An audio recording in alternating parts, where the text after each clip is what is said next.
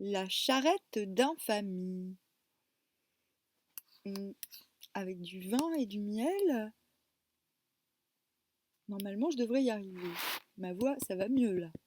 Ah, bon,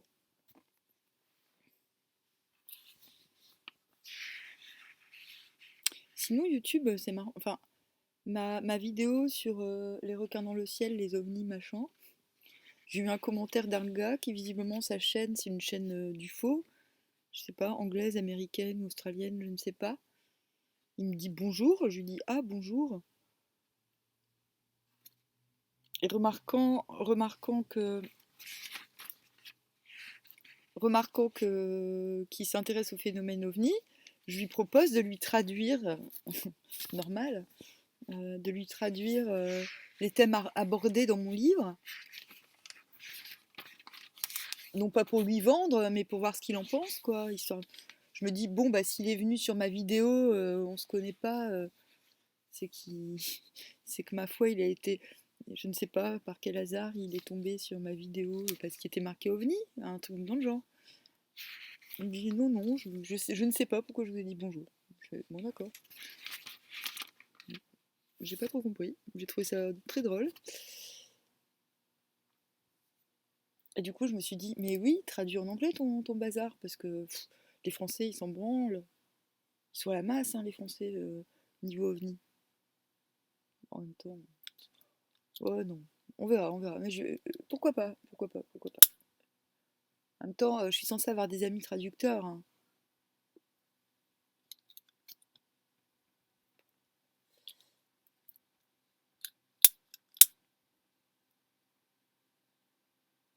Donc, dénoncez-vous, amis traducteurs. Appelez-moi. C'est un petit bouquin. Je pense que traduit en anglais, ça pourrait intéresser pas mal de gens sérieux, entre guillemets, qui s'intéressent vraiment au sujet. Alors, donc nous disions la charrette d'infamie. On était à l'Ascension. Le roi Arthur avait tenu à cette occasion une cour magnifique à Carduel, où il avait convié un grand nombre de ses barons et de ses chevaliers, ainsi que toutes les dames du royaume. C'est Caille, le sénéchal, frère de lait du roi, qui avait dirigé le service des tables et qui mangeait à son tour avec les officiers de bouche. Après le festin, Arthur et la reine Guenièvre demeurèrent en compagnie des barons, échangeant avec eux les propos les plus divers et les réflexions les plus dignes d'une assemblée royale. C'est alors que surgit dans la grande salle de Carduel un chevalier brillamment équipé pour le combat, armé de pied en cap, qui s'avança vers le roi et qui s'écria d'une voix très forte. Roi Arthur, je ne te salue pas. Sache que je retiens en captivité bien des chevaliers, des dames et des jeunes filles qui sont de ta terre et de ta maison. Mais je ne t'apporte pas de leurs nouvelles dans l'intention de les libérer et de te les rendre. Au contraire, je te confirme que tu mourras avant de les retrouver. Le roi sembla accablé. Il est souvent accablé, le roi Arthur. C'est un peu une chochotte, hein. Le roi sembla accablé par ce discours et ne dit pas un mot. Dans l'assemblée, tous avaient fait silence. Alors, le nouvel arrivé fit demi-tour, sans daigner plus longtemps rester devant le roi, et il alla jusqu'à la porte de la salle. À ce moment, il se retourna et lança ce défi. Roi Arthur, si dans ta cour il est par hasard un chevalier d'un tel mérite à tes yeux, que tu oserais lui confier le soin de ramener la reine en se battant avec moi dans ce bois où je me rends, je l'y attendrai en te promettant de libérer tous les captifs que je garde en ma terre, au cas où il m'empêcherait de la ravir en triomphant de moi et parviendrait ainsi à la ramener jusqu'à toi. Purée, elle est chiante cette phrase. 36. 36.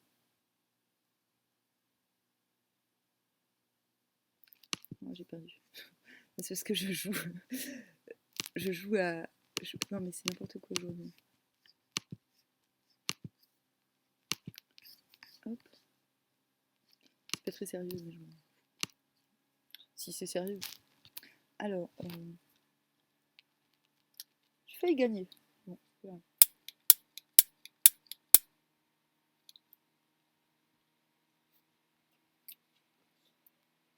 J'ai pas compris cette phrase, elle est un peu mal faite, je trouve. Il a l'air compliqué ce garçon. Après quoi, le chevalier s'approcha de la reine Guenièvre, la prit par le bras et l'entraîna au dehors avec lui. Un tumulte s'éleva immédiatement. Genre, ils auraient pas pu tous se jeter sur lui et empêcher le kidnapping. Un tumulte s'éleva immédiatement dans tout le palais, et la nouvelle du défi lancé par l'inconnu arriva bientôt au sénéchal, qui était en train de se restaurer avec les sergents. Quoique, il y avait des lois assez bizarres, hein. Si quelqu'un avait envie d'enlever quelqu'un, c'était son droit. À partir du moment où il prévenait. Genre. Alors, un tumulte s'éleva immédiatement dans tout le palais, et la nouvelle du défi lancé par l'inconnu arriva bientôt au sénéchal, qui était en train de se restaurer avec les sergents. Oui, on le savait. Caille interrompit immédiatement son repas et se précipita vers le roi. Arthur, s'écria-t-il, je t'ai servi longuement dans l'honneur et la loyauté. Je réclame un don de toi, et si tu ne me l'accordes pas, je jure sur mon âme que tu ne pourras plus me compter au nombre de tes serviteurs.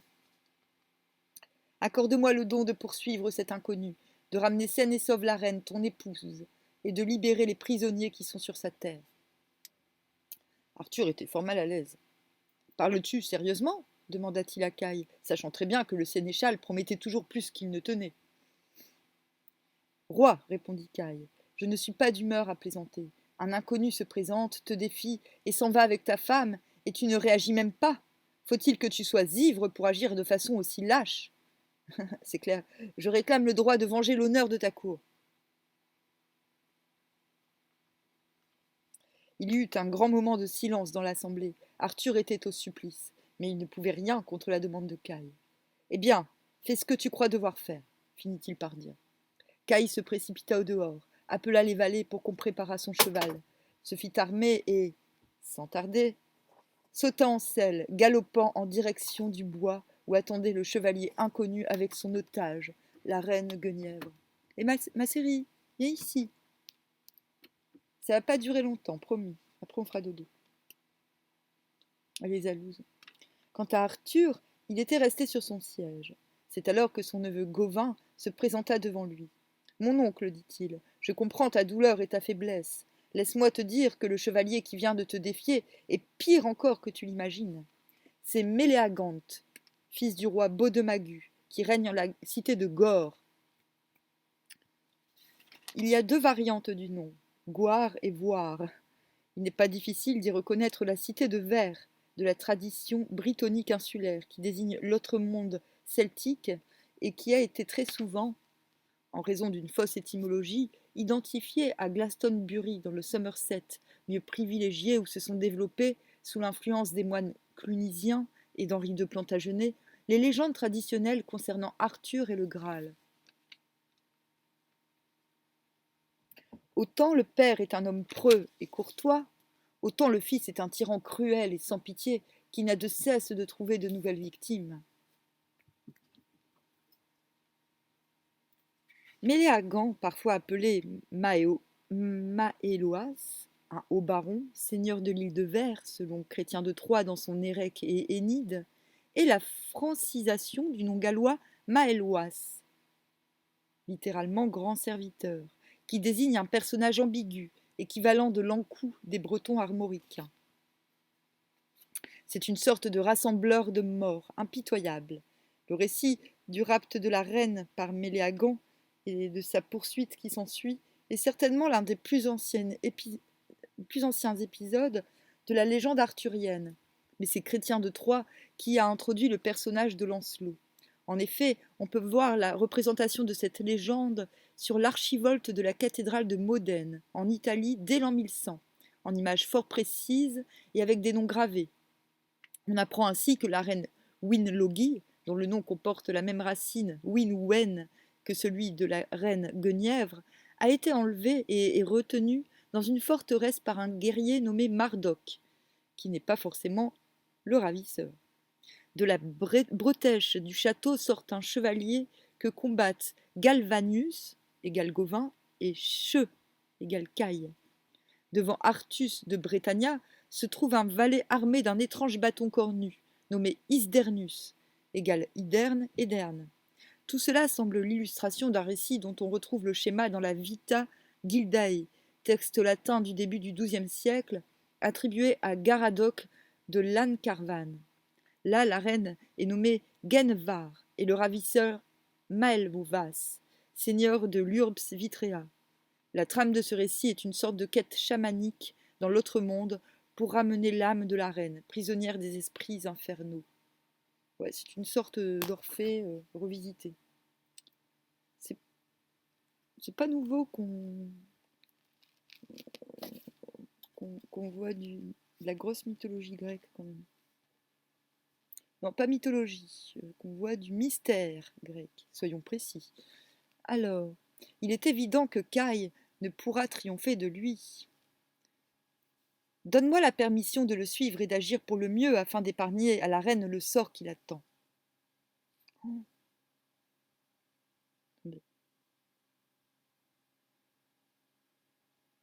Et ordonne à tes chevaliers de partir eux aussi, pour en finir avec cet odieux vassal qui est plus vil et plus méchant qu'un diable d'enfer.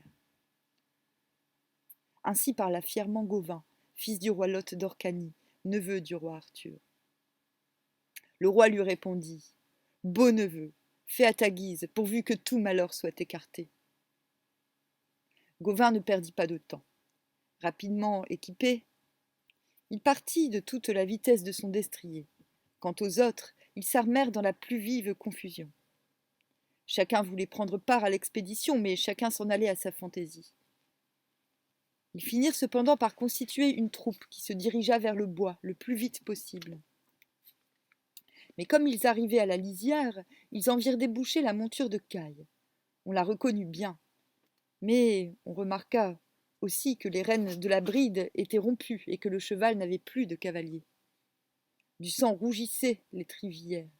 Ce spectacle eut le don de refroidir l'ardeur de plus d'un, qui s'en retournèrent piteusement à Carduel en affirmant qu'ils avaient perdu la trace du ravisseur. Les menteurs.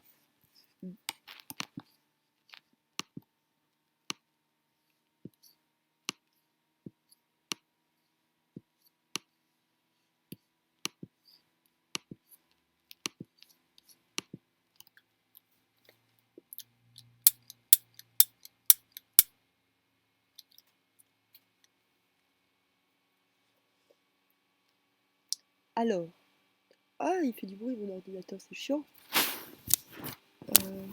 Pourquoi Peut-être que je ferme une fenêtre.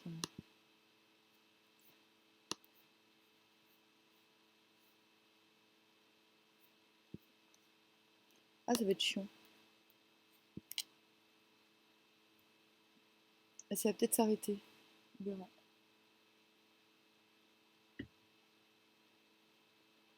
Cependant, Gauvin avait pris beaucoup d'avance, et il chevauchait bien loin des autres.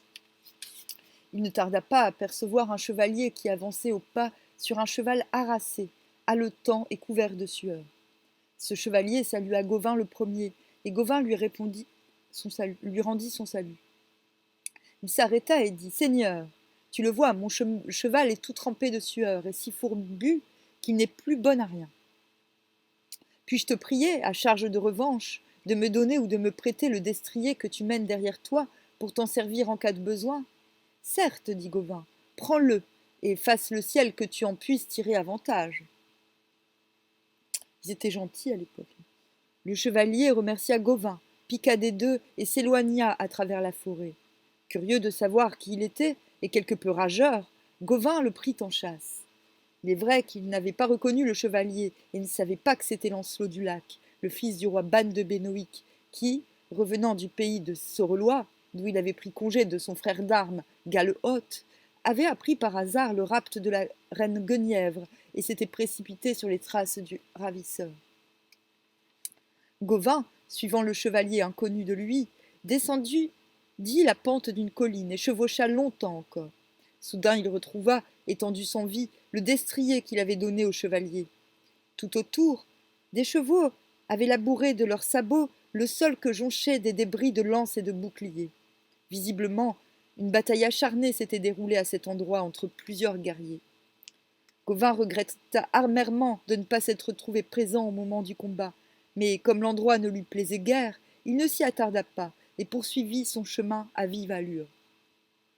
Bientôt, il aperçut le chevalier qui s'en allait à pied, tout seul, le homme lassé, le bouclier pendu au cou, l'épée ceinte à son côté. Il le vit rejoindre un chemin où roulait une charrette. Ah non, c'est pas possible. Les ronflements reprennent. Bon, ben, je vais devoir la faire en plusieurs parties, quoi.